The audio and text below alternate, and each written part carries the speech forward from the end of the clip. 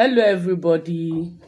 Happy new month. Good afternoon, good morning, good evening, whatever time you're watching this video. Okay.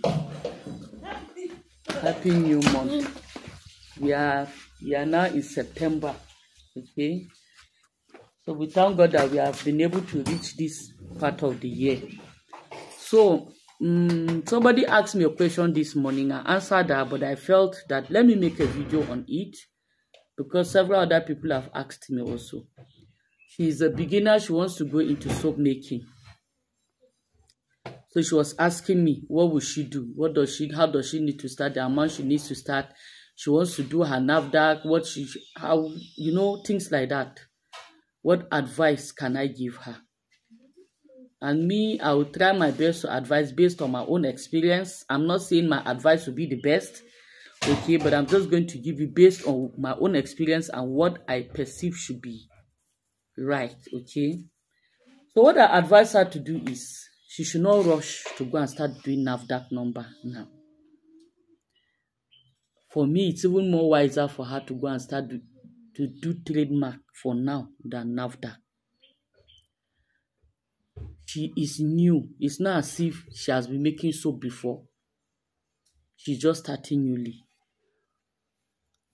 I will not advise her to start much because she was saying she wants to go viral, she wants to start making more, start supplying. No, except if you have ever worked in a soap company or your parents, or you have some sort of foreknowledge, you have a concrete formula or recipe you can coin and say, yes, this is what I want. That's when you can do that. But you're just a beginner. Start as much as possible from the base. Don't start much. Start small. Let me take myself as an example. The way I started soap making is not the way I'm making it now. The recipes I have of making laundry soap are more than 10. And all of them will give me soap. That to me, as of that time I was making it, is good. But after a year or two, or after a few months, I discover another method that's better. And even the one I'm using today, tomorrow, there could be another one that's better. Do you understand? So first, explore all the grounds. Make different formulations. Try different recipes. If you're learning under somebody, try the different recipes available. Or if it is even your own that you formulated yourself, try them. And when you're trying them, don't make much. You can make like 2 liters or 1 liter of each. Then try it, give to neighbors, you yourself use. Give somebody that will be able to give you a candid. She should get somebody that will give her, or people that will give her an honest view of what they think of that particular soap or product. After you've done that, you now pick the one that you feel people like the most and then start making and supplying. You can start with 5 cartons, 10 cartons, make and supply. Then you wait to hear your customer review. Wait to hear feedback. Every review is good. If you're even always having positive reviews, it's not always good, because it's good you have negative reviews. That will help you correct any nonsense or any mistakes.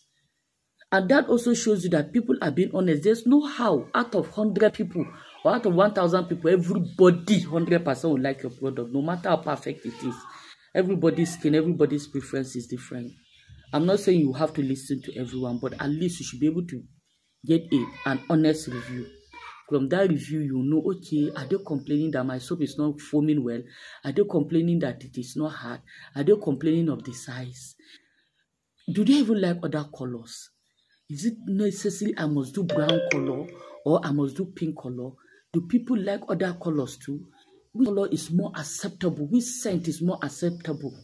Which size? Which design? Different things like that. You will begin to get more information.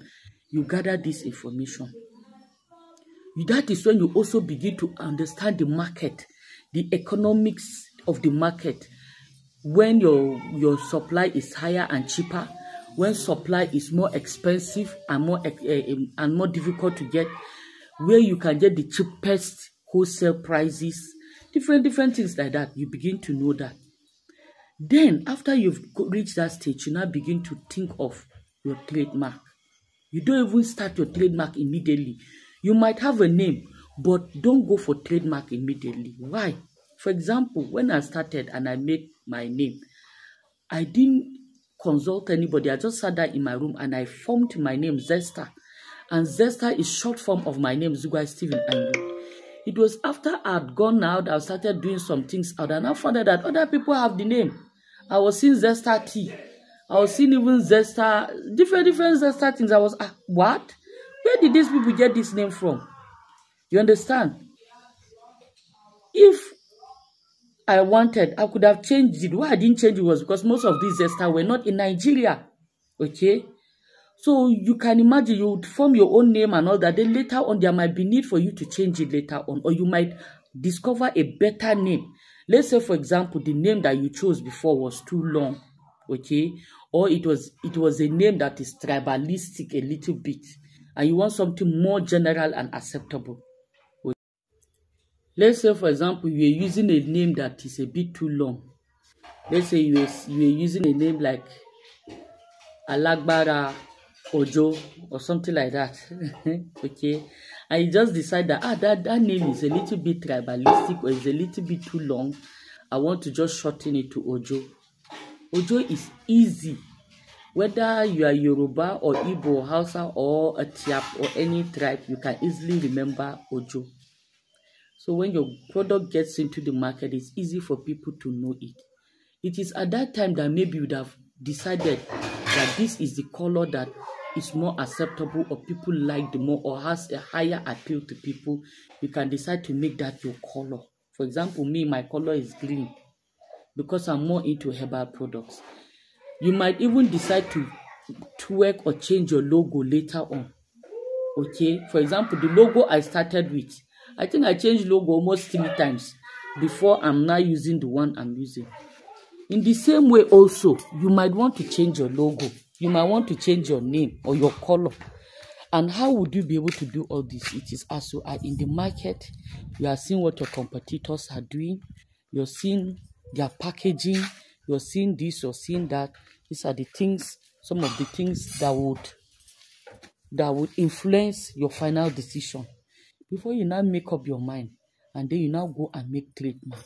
When you make that trademark, you started entering the market, you're protecting also your product so that other people will not easily copy your product. Okay, I was trying to move away. My children are making noise, but I am seeing the video quality is not that good, so I still have to come back and stay here. Okay, so these are some of the things. You don't rush immediately and go for your NAFDAC number. And you don't rush immediately and start production high quantity. I mean, you start with a low quantity, do your testing, do your experiments, try your market. If there is any modification, you might start with a name and logo and color and you stick with it. You like it because you've thought about it and you like it, fine. But start when you've entered the market small. You don't even have to enter the market completely, but at least you've gone to some extent into production. You can now say, okay, I'm comfortable with this. You go and do your trademark. After you've done your trademark, you will now still be listening, be watching, seeing other people that are doing their things, watching the market. When you're comfortable, you now want to go international, you want to go into serious manufacturing, you now go for your NAFDAC number. Okay, so that's the advice I'll be able to give you. Don't just rush like that, boom, except if you have some foreknowledge of these issues of whatever production you want to go into before. Okay,